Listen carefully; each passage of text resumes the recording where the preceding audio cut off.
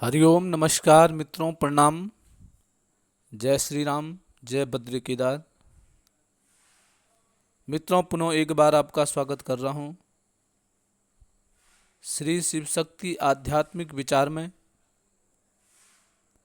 जहाँ पर कि मैं आपको ज्योतिष से छोटी छोटी जानकारियाँ, उनके उपाय के बारे में बताता हूँ। इसी कड़ी में आज जो चर्चा का विषय है वह है द्वितीय भाव अर्थात धन भाव और द्वादश भाव अथवा व्यय भाव। कैसे हम अपनी आर्थिक समस्या को नियंत्रित कर सकते हैं, क्या उपाय करना चाहिए जिससे कि हमारी जो है आर्थिक समस्या है, धन की समस्या है, वो अपने काबू में रहे, क्या प्रयास हमको करना चाहिए, उसके बारे में आज मैं आपको सूक्ष्म जानकारियाँ दूंगा। वीडियो प्रारंभ करने से पहले आपसे निवेदन, यदि आपने अभी तक चैनल को सब्सक्राइब नहीं किया है तो प्लीज़ चैनल को सब्सक्राइब करें। वीडियो को पूरा देखें। यदि आपको अच्छी लगती है, आपकी समझ में आती है तो शेयर अवश्य करें, लाइक करें, कमेंट करें और अधिक से अधिक प्रसारित करें।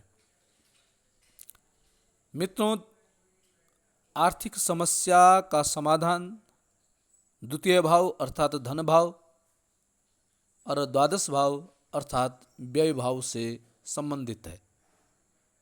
धन भाव और व्यय भाव को, दूसरे भाव और 12वें भाव को यदि कोई व्यक्ति ठीक ढंग से समझकर चले तो 50% अर्थात 50% आर्थिक समस्या को नियंत्रित कर सकते हैं।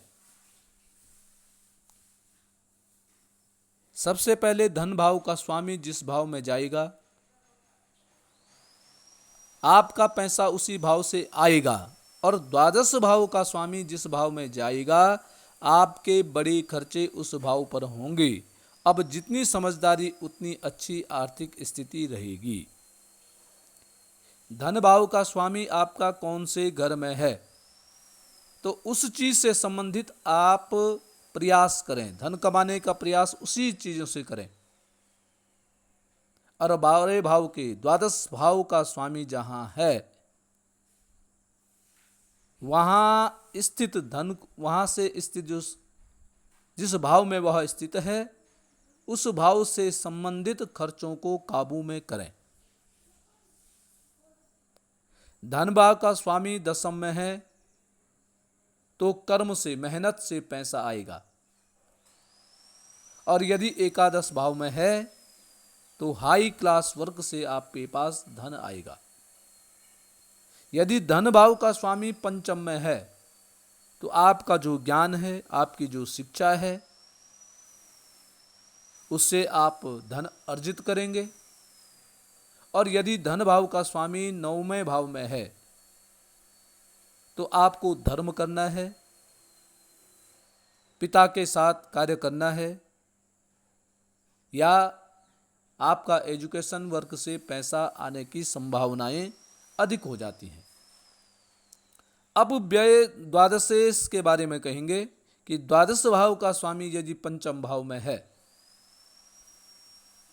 तो आपको संतान पर अधिक खर्च जो होगा, आपका संतान पर खर्च होगा।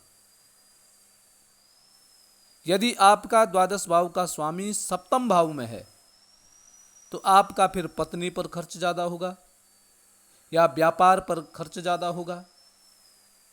और यदि छठवें भाव में आपका 12वें भाव का स्वामी छठवें भाव में है तो आपको कर्ज पर या बीमारी पर अधिक खर्चा होने की संभावना है।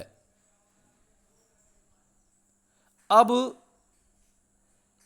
धन को एकत्रित करना या धन को खर्च करना, ये आपके हाथ में है। आप ये समझना कि द्वितीय भाव का स्वामी, 2 का अंक जहां पे लिखा है, उसका स्वामी जहां भी स्थित है, उस भाव से संबंधित जो उपाय हैं, जो व्यवसाय हैं, उसको आप कर सकते हैं। और खर्चे में ये ध्यान रखना कि द्वादश भाव का स्वामी जिस भाव में बैठा हुआ है उस भाव से संबंधित जो खर्चे करते हैं उनमें थोड़ा कंट्रोल रख करके खर्चे करना, क्योंकि उस भाव से संबंधित आपके फालतू खर्चे बढ़ेंगे। अधिक खर्चे आपके उस भाव से संबंधित कार्यों में होंगे, इसलिए सोच समझ करके उस भाव के खर्चों को करना। इससे आपका 50% जो आर्थिक स्थिति है वो ठीक हो जाएगी, वो सुधर जाएगी, सुधरने के आपके चांस हैं। तो अपनी कुंडली का विश्लेषण करवाइए और फिर आप जो भी फायदे होंगे उसको आप खुद महसूस कर सकते हैं। तो मित्रों, आज के लिए बस इतना ही। कल पुनः किसी नए विषय के साथ, नई जानकारी के साथ आपके सामने प्रस्तुत होऊंगा। तब तक के लिए नमस्कार, प्रणाम, जय श्री राम, जय बद्री केदार।